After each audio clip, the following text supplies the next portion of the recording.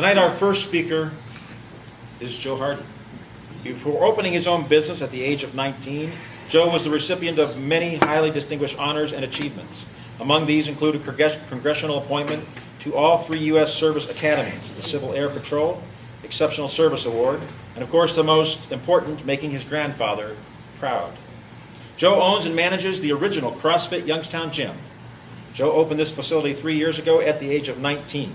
Since then, Joe has learned and grown by light years as a business owner and professional. Joe joins us today to further his development as a coach, mentor, sales manager, and teacher at CrossFit gyms around the globe. Joe brings us a speech today on one of the most socially paralyzing structures humanity has ever endured. The title is Money Equals Debt. This is Joe's second speech from the Competent Communicator, 5 to 7 minutes long. Please help me welcome to the lectern, Joe Hardy.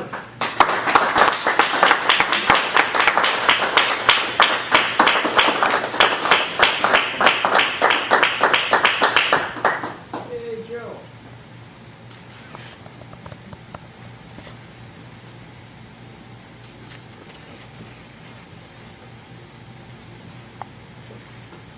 Can everybody see this?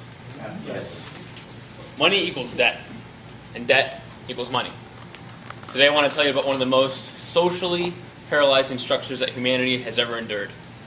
I'm going to tell you how money is created out of thin air, how inflation devalues your money every day, and how the application of interest in the central banking system will keep our children enslaved unless we abolish it.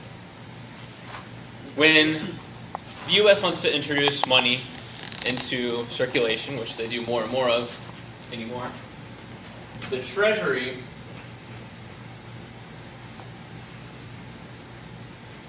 calls the Federal Reserve and they say, hey, we'd like some money. They send over Treasury bonds. Let's say they want $10,000. It's probably going to be more in the billions, but for argument's sake, let's say it's $10,000. Treasury prints up some fancy looking pieces of paper, calls them Treasury bonds, puts a $10,000 value on it, sends it to the Federal Reserve. The Federal Reserve then sends back some fancy looking pieces of paper called Federal Reserve Notes. How many of you knew that this was called a Federal Reserve Note? Awesome. I actually went around to retail stores this weekend doing a little experiment and said, hey, do you accept Federal Reserve Notes here? Everybody said no.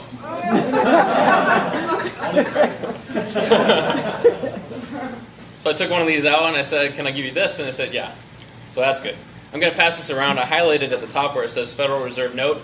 Also, another thing I want to draw your attention to on this, it actually says on here, this note is legal tender for all debts, public and private.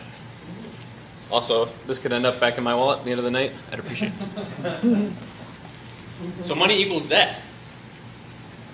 This money came into circulation out of loans. All money that we have in existence today came into existence out of loans. So how does it get to our pockets? Well, it goes to a commercial bank. And the commercial bank has this $10,000. And the interesting thing is, they can not only loan out the $10,000, but they can actually keep that $10,000 in reserve and loan out up to 90%. So let's say Mike wants a loan. He says, I'd like to get a loan. They keep that $10,000 and they give Mike $9,000. Meaning, they just created money out of thin air. It doesn't exist. It doesn't even exist as Federal Reserve Notes. It is in a computer, and that's it. So now they have $19,000 because Mike probably took that loan and put it in the bank. So let's say Deidre wants a loan. They have already loaned out of that $10,000, but they have $9,000 in reserve. They could give her 90% of that, or $8,100. And this can continue over and over again. What ends up happening is that you get about $90,000 from that original $10,000. So the U.S. only took out $10,000 from the Federal Reserve, but that bank just created $90,000 from that $10,000, or $80,000 out of thin air. As you can see, this gets rather complicated and rather hard to get out of debt. But then there's inflation. So what gives our money value? Some of you may think it's gold or silver, but our money is actually not backed by gold or silver. What gives our money value is only the fact that there is other money out there that has value to it. If I want to pay Brian for a service he's offering me, the only reason he'll accept that cash is because he knows that he can go somewhere else and give that cash for a service. And when you enter so much money into circulation without the increase of goods and services, the value of that goes down. In 1913, when the Federal Reserve was established, you could buy something for $1, let's say. Let's say you bought this marker for $1. If you wanted to buy that same marker today, in 2013, it would cost you $21.60. Meaning all the goods in 1913 that were $1 are about $21.60 today, or a 96% devaluation in money since the Federal Reserve was established. So they're pretty successful at devaluing money. They've done a good job on that. So money equals debt. Money's coming out of loans. The only reason money exists is from loans. So guess what that means? If we paid off all of our debts, how much money would be in circulation? Zero. There would be no money in circulation. The only reason that exists is because of a loan. Every single dollar in your pocket is owed to someone by someone. So it seems like that's going to be pretty hard to pay back, and yes it would. We'd have zero in circulation if we paid it all back, but we can't pay it all back. Why? Anybody who's ever had a loan knows about this. Interest, right? Why would a bank loan out money without getting interest? They need to get something for their money. So when the Federal Reserve loaned that $10,000 to the Treasury, they asked for interest. Meaning the day after the U.S. borrowed that $10,000, we now owe a little more than $10,000. Well, since the only money that exists was created from that $10,000, and since we now owe a little more than $10,000, where's the money to go? Where's the money that pays for that interest? It doesn't exist. It doesn't exist.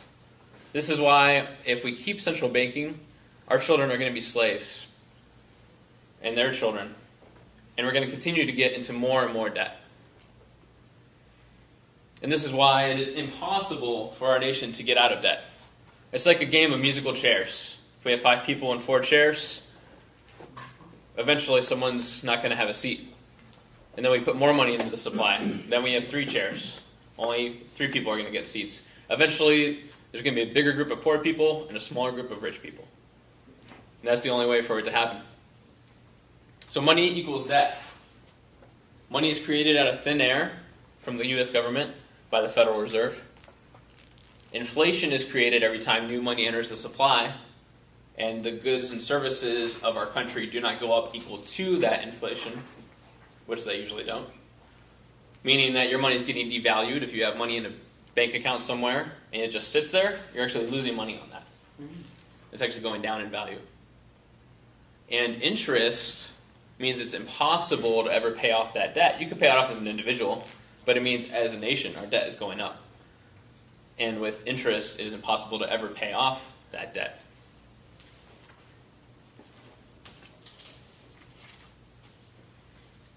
All of these things I'm saying, they're not made up. You could actually read them in a piece of literature called Modern Money Mechanics that was produced by the Federal Reserve. It's actually sitting on my desk over there if anybody would like to see it afterwards. And this is basically an outline of everything that's talked about in modern money mechanics. Until we abolish the central banking system, money will always equal debt. Thank you.